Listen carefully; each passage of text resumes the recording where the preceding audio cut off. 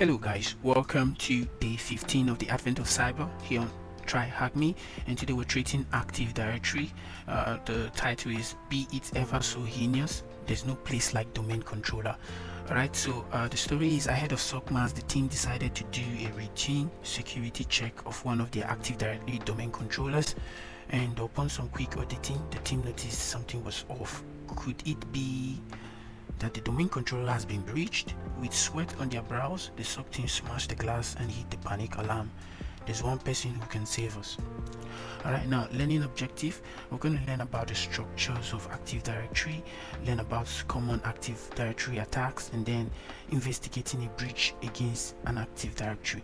Now, we're going to start the machine here, and in this case we don't need, if you scroll down here you find out that we don't need the attack box. We just need the virtual machine, which will give us split screen. And is there a direct link available? No. And you can also log in the credentials using the credential details below. Now, while it's loading, let me quickly run through some of the basic terminologies here. I'm not going to dive deeper into it. Active Directory is like a directory service at the heart of most enterprises network that stores information about objects in a network. You know, if you had 10 people working for you, you might find it normal to be able to set the passwords and everything for each of them. But what if you now have something like 100 people working for you? That would be incredibly difficult to be able to set it individually. This is more like a short or a small version of what Active Directory is, being able to manage such people, groups, computers, printers all together in one. So that is basically what Active Directory does. Now, the building block of this Active Directory architecture includes domains. It's like the logical groupings of networks resources such as users, computers, and services. They serve as the main boundary for Active Directory administration and can be identified by their domain. They can be identified by their domain component and domain controller name. Okay, now everything inside a domain is subject to the same security policies and permissions. Now there's what we call an organizational unit. The OUs are containers within a domain that help group objects based on department, location, or function. Alright, so we can have an organizational unit for financial department, you can have an organizational unit called management, and so on. So and they can also apply the group policy settings to a specific organizational unit, allowing more granular control of security settings or access permissions. Now there's what we call forest. It's a collection of one or more domains that share a standard schema configuration and global catalog. Alright, the forest is the top level container in the AD.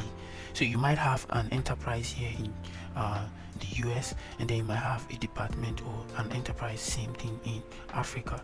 Now for you to have everything in one, you have forest, and be able to also differentiate them to actually work differently but in the same organization, right? So that's what forest can do. Now the trust relationship, domains with a forest and across forests can establish trust relationship that allow users in one domain to access resources in another domain. Say someone in the US wants to access file in Africa, the person have to have some certain permission, but there will be something to connect the two forests, something to say. So I'm just going to run through this. You can read deeply on it, but regarding what we're doing today, there are some common Active Directory attacks, and in order to do that, today we're trying to see if something happened in the system. But in order for something to happen in the system, we could have attacks such like the golden ticket attack. You would have access to the KRBT, TGT account, granting ticket, account password hash, so many things like that. They pass the hash and cable roasting, pass the tickets, and they also have malicious GPO. We also have skeleton key attack. You can read more on that. Now for investigating an Active Directory breach, if we want to check if there's any change in the group policy, we use the get GPO-all to view all the new or the set GPOs, and that's it. And then also more details here. So majorly what we'll be doing today is, you can actually see this using the event viewer. So with the event viewer, we'll go to security tab. We could see some informations about things that occurred and we can look out for the event IDs and stuff like that. Okay, without further ado, let's just go dive right into it so we can solve some of the questions. Now, practical says your task for today is to investigate whether a submass active directory controller for the suspected breach.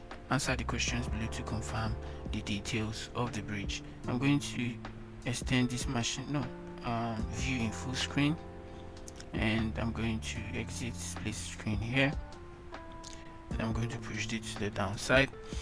Alright, now use the security tab within the event viewer to answer question 1 and 2. We just complete this. Question 1 says, on what day was glitch malware last logged in? So I'm going to copy this. Okay, now in order to answer this question, we would need to search the security log under the event viewer. So we'll come over to our machine here, click on event viewer, and once the event viewer opens, we go over to Windows log and click on security. Once security is open, we would want to use the find here. We click on find, and we're looking for glitch malware, so we can just search glitch malware. Okay, come over here and see glitch underscore malware, and then we can find this. Okay, all right, so it's finding that, and over here we can see glitch malware. There's tons of operations he did over here, and we're looking for log on or log off, right? So we're looking for log on or log off. The last day he logged off was 11th September 2024. You can see the log off event ID here. So if we click on this, let me cancel this for a while. If we click on this now, we could see no.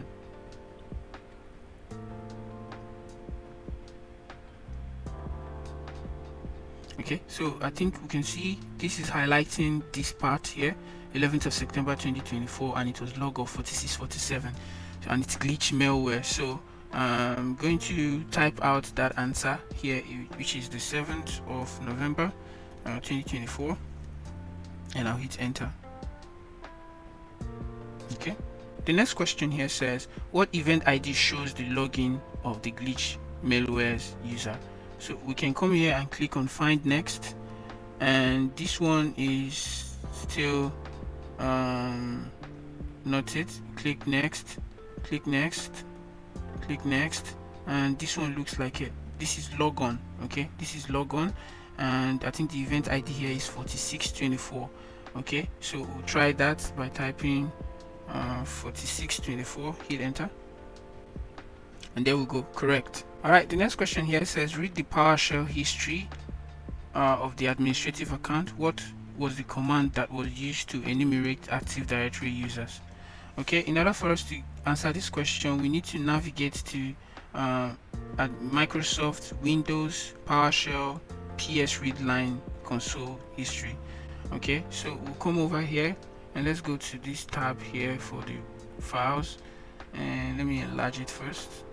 Okay, so we'll go to the PC and we'll go to local drive, and let's go to users, go to administrator, and let's see here, let's view and show hidden files, hidden items.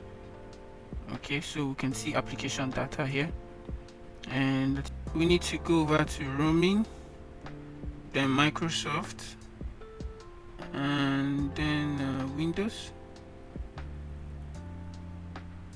PowerShell. Yes, the PS readline here. Okay, over here we have the console host history. So it's kind of different though, and we can see the files that was run. So I'm just going to copy this line. This is the one we need, and copy. Once I copy that, I'll come back to our question here, and we then answer that over here. Click paste. Please tell me I can't paste. Oh my god. So I can't copy this and paste it. I have to type it. Come on, man.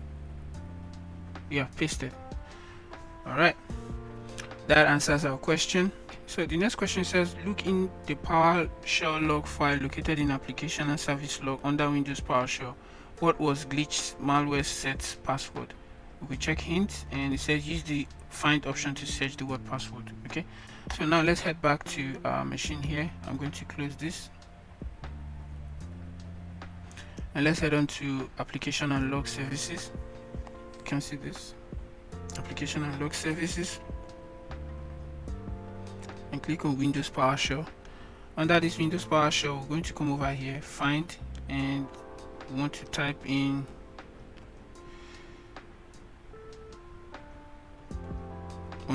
password, and we'll find. Okay, so I want to go over to details. I want to be on details to see what happens. Okay, it's not here, so I'll just go back again to find, so I'll be able to find. Alright, we're keeping an eye for password. This password never expires. Find. Okay, looks like it. Password converts to secure string as plain text. Okay, now cancel this. This is our password that we're looking for, super secret password, and there is this exclamation mark there, so I'll just copy. I'll come back right into this place and I'll paste that here. Remove this first one and hit submit. Okay, that answers our question. All right, lastly here it says review the group policy objects present on the machine. What is the name of the installed GPU? We're going to run, let's see the hint here. It says provide the name of the GPU exactly as it's displayed, and like we've seen previously, I mentioned that to search the GPU we can just type in get-gpu-all, get-gpu-all. We can narrow it down, but we can just search only this. So we'll come back here and we'll open up our PowerShell. Okay, type PowerShell, run it as an administrator. Once that is open, we have get-gpu-all.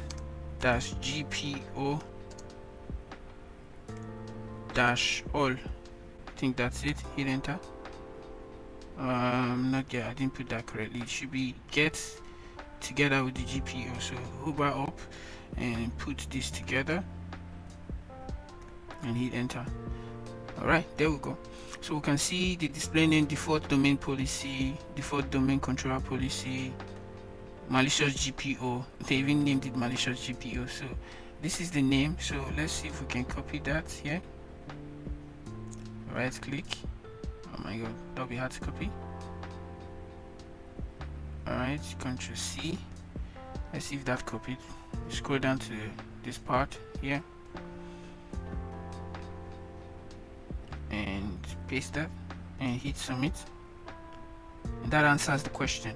And lastly here, if you enjoyed these tasks, feel free to check out the Active Directory admin room. We will have that complete, and that brings us to the end of the day challenge. Thank you guys for studying with me. Thank you guys for learning with me. I'll see you guys for day 16, and make sure you enjoy the rest of your day. Ciao.